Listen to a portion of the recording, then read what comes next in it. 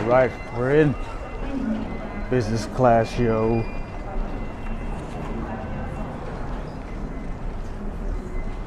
I believe there's like a different entrance to the...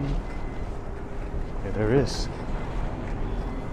You got an economy class and first business class. Really curious, really curious, yo.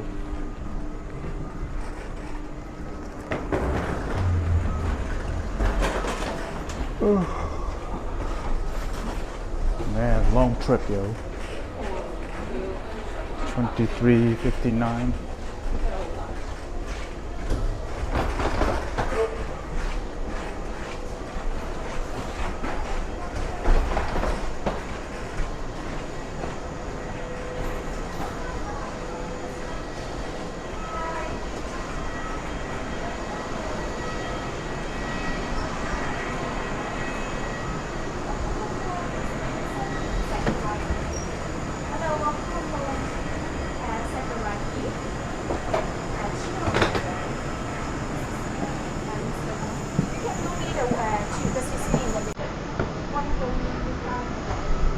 Hello, welcome on board, Mr. Chan. How are you doing? Yeah, doing good? Yeah.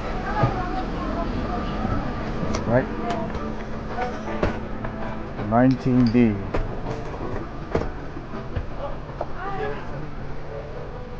Right. Sorry. Hello. 19D.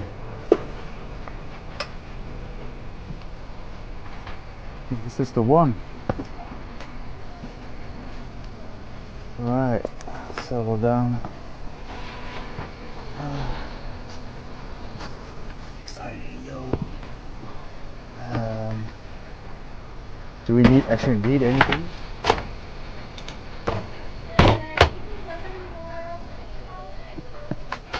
Nah, we ain't gonna do video editing over here. We're just gonna enjoy it, right?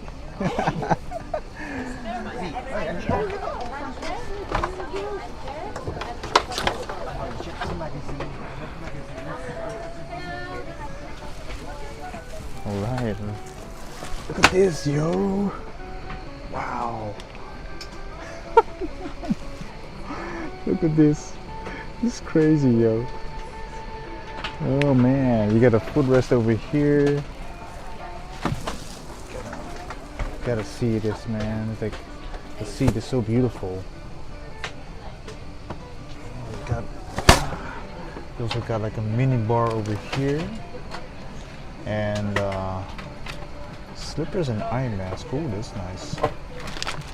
And some kind of headphones. They look a lot better than the original ones from the economy class. But this is nice. And the screen is a lot bigger than the economy class. That's for sure. And I'm not sure, but the blankets are different as well. That's what I think.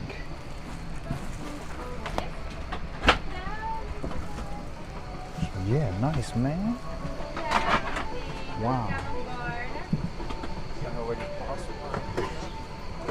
Screen is a lot bigger than.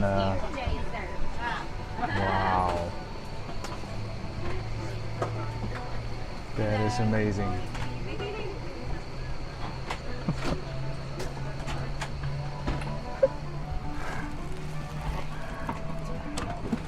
Get this over here. What is this?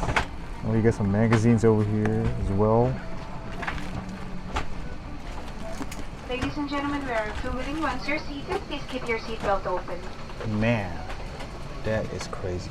Okay, welcome in the business class cabin, Emirates A380, a mouthful. And I must say, what a party to be in it, man. Look at that table, the small and big TV screens, comfortable seats. There's a lot of things to see and to cover.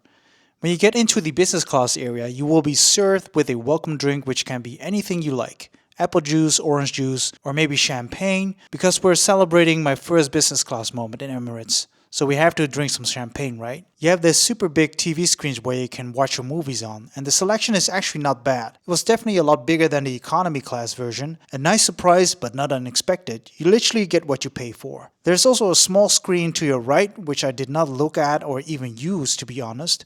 I think it was to check where the airplane currently is. Right off the bat, you will see a pre-filled minibar with 2 bottles of water, 1 sparkling Pepsi and a 7-Up. That is really luxury, man. Most of the time you need to ask for water, but in here you can drink all the way, man. The seats here are pretty cool. There are some controls near the headrest to the right of you if you wish to recline the seat all the way down so it becomes a bed. Everything you see here is very roomy and spacious, and it's really a nice space to be in. You always have storage areas around you to put your phone in, your laptop, tablet when you're not using it. You always have like these privacy door panels which shields you from the neighbor to your right, but as I was always in the alleyway seat, occasionally you will see the left neighbor, but it wasn't really a problem, so it's not like you're going to peek at your neighbor all the time. Well, you can if you want to, or is that creepy? Eventually, staff will pass you down some amenity kits which will contain a pouch of slippers, eye mask. It was really a nice touch to have some slippers so you can finally kick off those shoes and just walk around comfortably. The eye mask is of a really nice material and I used it maybe for an hour or so. Not any light came through it, so if you're a light sleeper that hates being blinded by lights or TVs, mobile phones, or even cabin crews, so this is perfect. The seat controls are really nice. The top button is to put the seat in an upright position. The middle one will put your seat into a semi-flat position. It's not like a sleeping position, but more like a chill TV watching position, or you just want to relax. And the bottom one is to have a flat bed when you really need to be in dreamland. I do have to make a remark on the last button.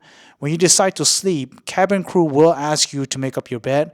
They will provide you some sort of thin mattress so you can comfortably lie down and sleep.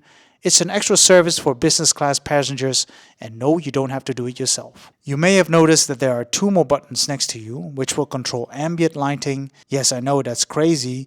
And a small reading light. The headphones are really nice. They are definitely a big upgrade compared to the economy class. They have active noise cancellation. That means more noise blocking when people are talking. Aircraft noise, cabin crew walking up and down. It's not completely blocking, of course, but it definitely brings down the amount of noises in the aircraft. They also bring you a warm towel for your hands when you board the aircraft, so welcome drink, warm towels. It starts off really nice. Before you even get to all the Emirates services, they bring you an amenity kit with some Bulgari shaving lotion, perfume, toothbrush, comb, shaver, deodorant, and the bag itself from Bulgari. A very nice touch. Before the flight starts, they give you a menu where you can choose to eat, and you can keep requesting food if you're still hungry. You can choose whatever you like. I saw things like prawn congee, cheese omelette, pancakes, kung pao chicken, cheese platters, you name it, they have it. For myself, I had the cheese omelette and the Sichuan-style prawn and cashew salad. Unfortunately, I did not record that because the aircraft was super dark and my camera wasn't really good in low light, so I skipped filming it. But trust me, it was delicious. Of course, this is a business class, so having choices is something that feels as a privilege, whereas economy has like 2 or 3 options, mostly beef or chicken or a vegan option, and business class are getting a full course meal, but instead you can actually decide your own course during the 8 to 10 hour flight. I forgot to actually film in the lounge, which is all the way in the back, which is also a business class privilege. You can drink any cocktail there, eat sandwiches, some cakes, snacks, or even have conversations with the stewardesses. I had a really nice talk with one of the stewardesses, how she got into this line of work and why she really loved flying around the world. But the lounge gets busier after some flight time and it feels more like a cafe where you can also chat with your co-flyers. So if they're willing to talk with you, but you really have to experience it yourself if you want to know. For privacy reasons, I did not film anything in the lounge, just not to be rude and randomly film people, so that's why I refrained from filming. But since there were many YouTube videos out there, I'm sure you can figure it out. Your experience will definitely be a lot richer when you hang around in the lounge. Remember those times you flew economy and you'll be standing around the toilet area to stretch your legs? Well, now you can enjoy it with a glass of whiskey or a mojito. Sounds really nice, right? Okay, that's it for today, guys. So I hope you like this 2-week Dubai and Hong Kong vlogs. And as always, take care of your body, enjoy your life hard, and I'll see you in the next one. Bye-bye, guys.